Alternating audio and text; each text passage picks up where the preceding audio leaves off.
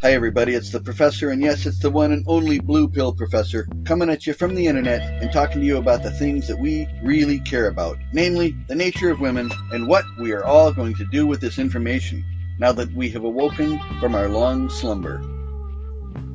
Been dazed and confused for so long, it's not true. Wanted a woman, never bargained for you. Lots of people talking, few of them know. Soul of a woman was created below. And I, for one, believe that with all of my heart. Although I have to recognize that there is a dispute about that particular topic. Was their soul really created below? Or was it the curse of Eve? Or was it some weird evolutionary trick? Or perhaps the Norse gods were right, and all of this is nothing but the dream of a god. I submit to you, brothers, that it doesn't matter why or how women got so screwed up. We simply observe it. We watch their behavior. We draw reasonable inferences. And we conclude based on their behavior, not what they tell us. So last time we covered shit tests, what they are, how to respond to them, and how to identify them. We learned that a shit test is a disrespectful tone or attitude directed at you that is designed to test your shit and represents the female acting in a pretty shitty way towards you. We learned that the proper response to a shit test in a marriage, in almost every case, is to ignore it. But that occasionally you can pick your battles and use a few other techniques such as agree and amplify, where you agree with the disrespectful tone and amplify it to comedic proportions. You can redirect as you would a small child throwing a temper tantrum. You can nuke a shit test by putting a stop to it once and for all, or you can use amused mastery. We learned that a shit test is typically delivered in a whiny, bitchy, nasty, or sharp tone, but what we did not learn was in marriage there is another type of shit test, an extremely nefarious and devious shit test, that was first identified by Athol Kay, may peace be upon him, and later expanded and fully understood, I believe, by the guys at Married Red Pill. First of all, a comfort test is indeed a shit test. It is indeed a test of your shit. And if you get past the whining and the pleading, you realize that it really is a manipulative, emotional argument that on balance is pretty shitty. However, the response to a comfort test is much different than a response to the typical shit test. You can identify a comfort test in most cases because it is not delivered with a sharp, bitchy, whiny tone. It is typically delivered in a pleading, supplicating, begging tone, which unfortunately is easy to mistake for whiny. So again, the comfort test is a type of shit test, and they're not always easy to differentiate.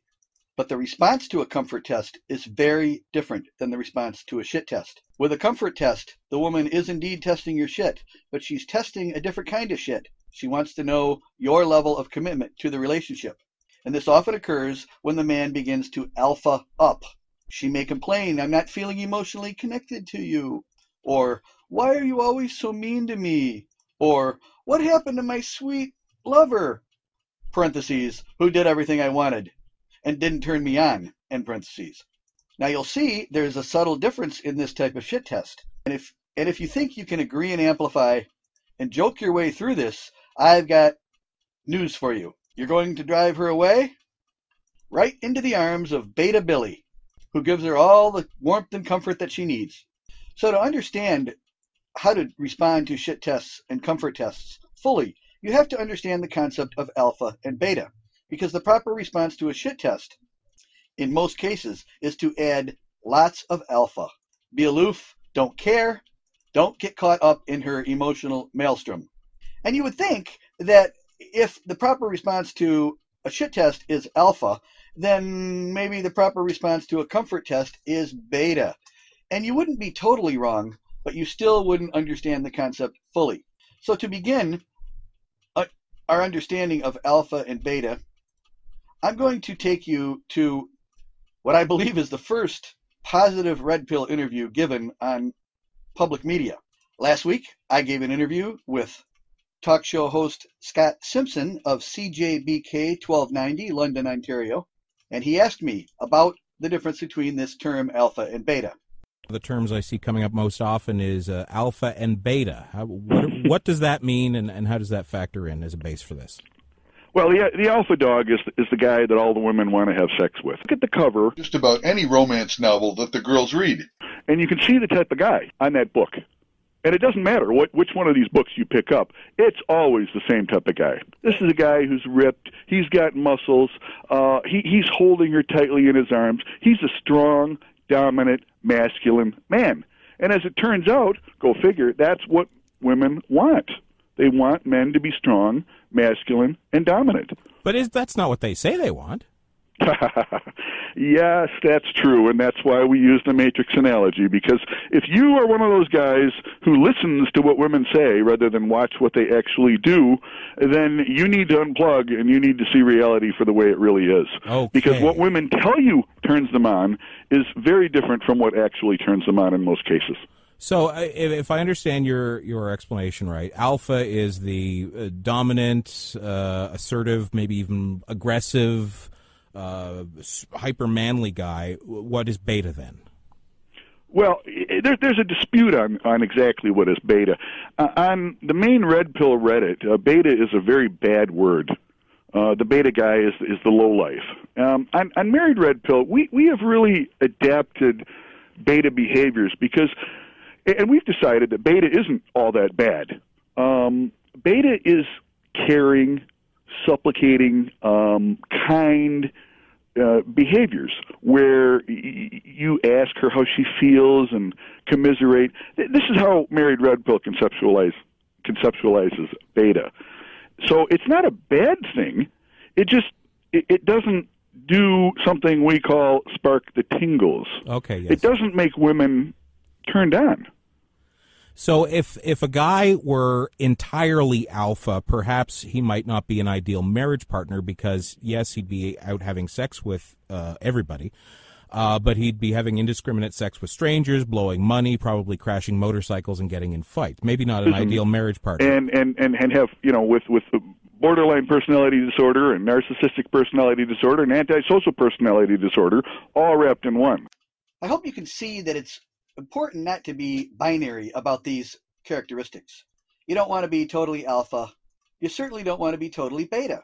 As a married man, you need to have a decent balance of the two, which brings us to a concept that was developed first on Married Red Pill, which is the concept of the oak. That is the exact opposite of another concept known as the omega. If the alpha dog is the guy the girls all want to have sex with, and the beta dog is the guy the girls all want to settle down with, the omega is just the opposite. Omega is the last letter of the Greek alphabet, and the omegas are the last people on the sexual strategy hierarchy. I think it's best to view alpha, beta, omega, and oak not as singular terms, but rather as descriptions of specific types of behavior. So when you are strong and aloof, you are displaying alpha behaviors. When you are kind and sweet, you are displaying beta behaviors. Alpha behaviors make a girl wet. Beta behaviors give them relationship comfort. But omega behaviors provide neither. In fact, omega behaviors are objectively gross, they're unattractive, and they don't provide comfort to anybody. So I have just a few words to say to you guys and your omega behaviors. Knock it the fuck off right now. Be attractive, don't be unattractive. Work on decreasing your omega behaviors. And when you do that, everything will be just fine for you. Or at the very least, it will improve dramatically. At the opposite end of the spectrum of omega is the concept of oak. And I want you to imagine a giant oak tree with sweeping branches and a strong thunderstorm coming in. The wind blows, the rain drops down, but the oak tree does not move. And furthermore, the people who are standing under the oak tree, the spreading branches, can hold on to the trunk and be safe. And furthermore, they are protected. That is what we mean by the oak. It is a display of both alpha and beta behaviors. You are both the strong, competent, masculine man and what we call on Married Red Pill, the family alpha. The guy who considers his family, who provides protection, who provides the emotional support, who provides the comfort. At the same time, he's providing the tingle-generating behaviors of the alpha. So how does this all work? How do you respond to a comfort test? Very simple. Be the oak. Don't turn it into this whiny, oh, I love you so much, baby, I would never leave you, you know that. That is, at best, beta, and very little alpha in that.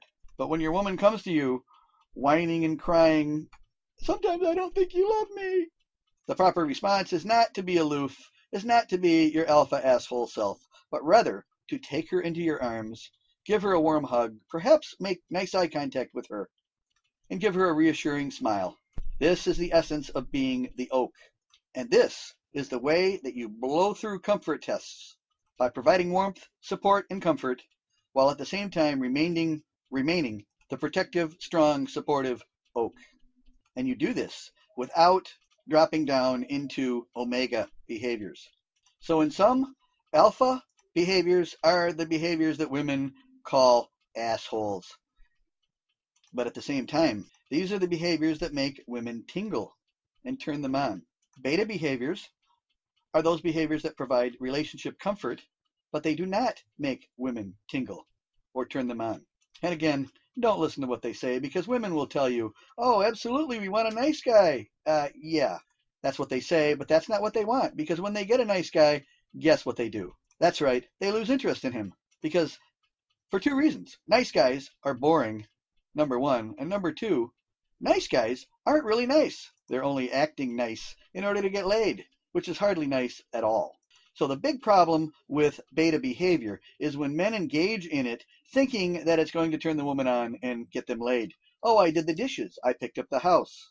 I helped with the laundry. All of that is fine.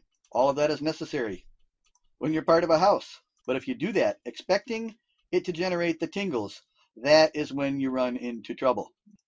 Just remember, it's alpha that generates the tingles. It's beta that provides the comfort. And at the very bottom of the spectrum are the omega, which provides neither comfort nor tingles and are objectively gross and disgusting, while the oak provides both the tingles and relationship comfort, all in one neat, confident package. And when you become the oak, you have become the family alpha, the old school guy who is the emotional and psychological, and in most cases the monetary provider for the family, all in the context of being a strong, independent, indefatigable man. And when you do this, it provides both the tingles for the woman, it turns her on, and it provides significant relationship comfort. In sum, the total package. And I want to conclude by telling you and reminding you that you don't have to be perfect. You just have to get a little bit better every day. Identify the behaviors that you do that are alpha, that are beta, and omega. Get rid of the omega, increase the alpha, add in the beta enough so that you become the oak, and you will be well on your way to turning around your low-sex marriage.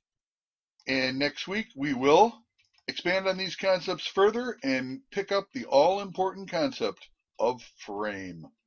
And guys, that music means my time is up, and as always, I leave you with the words and wisdom of the incomparable Robert Plant and Led Zeppelin.